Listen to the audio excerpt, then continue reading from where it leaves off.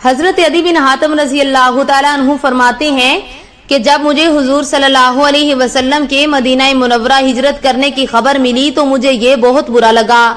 فرماتے ہیں میں مدینہ پہنچا تو لوگ خوش ہو کر کہنے لگے عدی بن حاتم آ گئے۔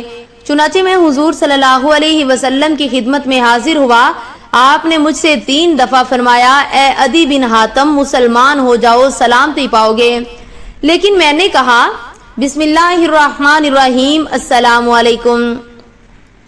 میں اپنے وطن سے نکل کر روم کی طرف چلا گیا، اور بعض روایات میں ہے کہ میں کیسر کے پاس چلا گیا، اور میرا یہ روم میں آ کر کیسر کے پاس چلے جانا مجھے حضور صلی اللہ علیہ وسلم کے ہجرت فرمانے سے بھی اور زیادہ برا لگا، اور میں نے اپنے دل میں کہا کہ مجھے اسے آدمی کے پاس جانا چاہیے، اگر یہ جھوٹا ہوگا تو میرا نقصان نہیں کر سکے گا، اور اگر سچا ہوگا تو مجھے پتا چل جائے گا۔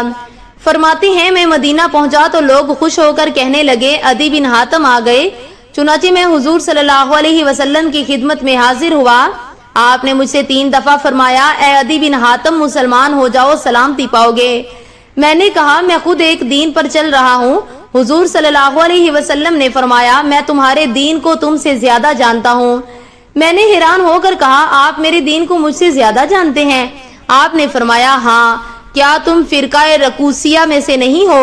یہ نصارہ اور صائبین کے درمیان کا فرقہ ہے، اور تم اپنی قوم کا 1/4 مال غنیمت کھا جاتے ہو۔ میں نے کہا جی ہاں۔ آپ نے فرمایا حالانکہ تمہارے لیے یہ تمہارے دین میں حلال نہیں ہے۔ میں نے کہا جی ہاں حلال نہیں ہے۔ حضور صلی اللہ علیہ وسلم نے اتنی ہی بات کی تھی کہ میں آپ کی بات کے سامنے جھک گیا۔ حضور صلی اللہ علیہ وسلم نے فرمایا اور سنو، میں اس بات کو بھی خوب جانتا ہوں جو تمہیں اسلام سے روک رہی ہے۔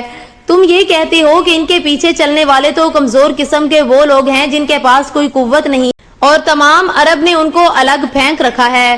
کیا تم ہیرا شہر کو جانتے ہو؟ میں نے کہا اسے دیکھا تو نہیں ہے، البتہ اس کا نام سنا ضرور ہے۔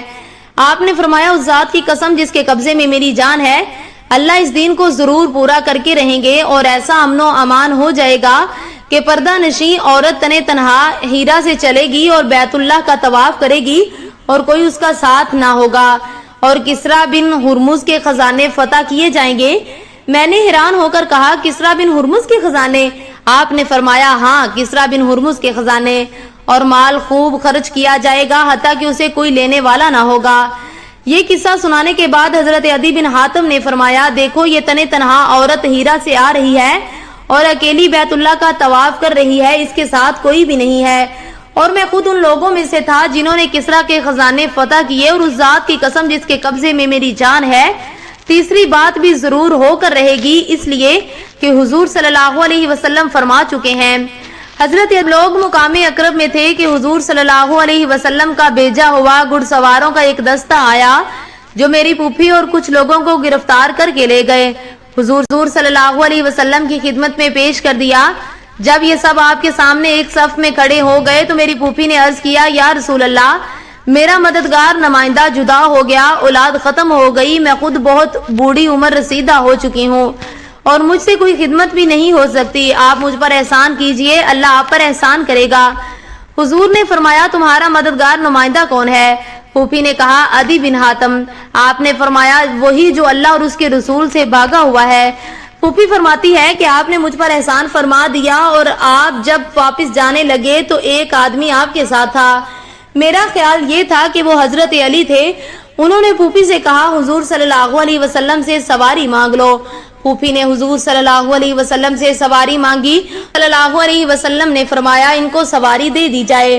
حضرت عدی فرماتے ہیں کہ وہاں سے پھوپھی میرے پاس آئی اور مجھ سے یہ کہا تم نے ایسا کام کیا کہ تمہارا باپ تو کبھی نہ کرتا، یعنی تم مجھے چھوڑ کر بھاگ گئے، اور کہا تمہارا دل چاہے یا ڈر کی وجہ سے نہ چاہے ان کے پاس ضرور جاؤ۔ فلاں ان کے پاس گیا، اسے حضور صلی اللہ علیہ وسلم سے خوب ملا، اور فلاں گیا، اسے بھی حضور سے خوب ملا۔ حضرت عدی رضی اللہ تعالیٰ عنہ فرماتے ہیں پھوپھی کے کہنے پر میں حضور صلی اللہ علیہ وسلم کی خدمت میں حاضر ہوا، اور اس وقت حضور صلی اللہ علیہ وسلم کے پاس ایک عورت اور 2 بچے یا ایک بچہ بیٹھا ہوا تھا جو کہ آپ کے قریب بیٹھے ہوئے تھے۔ یوں عورت اور بچوں کے پاس بیٹھنے سے میں سمجھ گیا کہ یہ کسرا اور کیسر والے بادشاہت نہیں ہے۔ حضور صلی اللہ علیہ وسلم نے مجھ سے فرمایا اے عدی بن حاتم، کس وجہ سے بھاگ رہے ہو؟ کیا اس وجہ سے بھاگ رہے ہو کہ لا الہ الا اللہ کہنا پڑے گا؟ تو کیا اللہ کے علاوہ کوئی معبود ہے؟ کس وجہ سے بھاگ رہے ہو؟ کیا اس وجہ سے بھاگ رہے ہو کہ اللہ اکبر کہنا پڑے گا؟ کیا کوئی چیز اللہ عز و جل سے بڑی ہے؟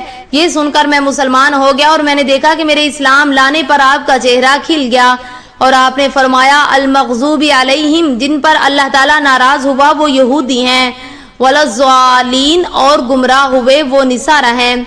حضرت عدی فرماتے ہیں پھر کچھ لوگوں نے آپ سے مانگا، آپ کے پاس کچھ نہیں تھا، اس لیے آپ نے صحابہ کو دوسروں پر خرچ کرنے کی ترغیب دی۔ چنانچہ آپ نے اللہ تعالیٰ کی حمد و ثنا بیان کی اور فرمایا اے لوگو ضرورت سے زائد مال خرچ کرو، کیونکہ ایک سا کوئی سا سے کم، کوئی ایک مٹھی کوئی مٹھی سے کم، اور تم میں سے ہر ایک آدمی اللہ کے سامنے حاضر ہوگا اور اللہ تعالیٰ اس سے یہ پوچھیں گے جو میں تمہیں بتا رہا ہوں کیا میں نے تمہیں دیکھنے اور سننے کی نعمت نہیں دی تھی؟ کیا میں نے تمہیں مال اور دولت نہیں دی تھی؟ تم نے آگے کے لیے کیا بھیجا ہے؟ یہ سن کر آدمی آگے پیچھے دائیں بائیں دیکھے گا لیکن کچھ نہ پائے گا۔ جہنم سے صرف اللہ کی ذات کے ذریعے سے ہی بچا جا سکتا ہے، لہٰذا آگ سے بچو، اور آگ سے بچنے کے لیے دینے کو کچھ نہ ہو تو کھجور کا ٹکڑا ہی دے دو، اور اگر کھجور کا ٹکڑا بھی نہ ہو تو نرم بات ہی کر دیا کرو۔ مجھے تم پر فکر و فاقہ کا ڈر نہیں ہے، اللہ پاک تمہاری ضرور مدد فرمائیں گے اور تمہیں بہت زیادہ دیں گے اور بہت زیادہ فتوحات کریں گے، یہاں تک کہ پردہ نشین عورت تنہا ہیرا اور یثرب کے درمیان یا اس سے بھی لمبا سفر کیا کرے گی اور اسے چوری کا ڈر نہ ہوگا۔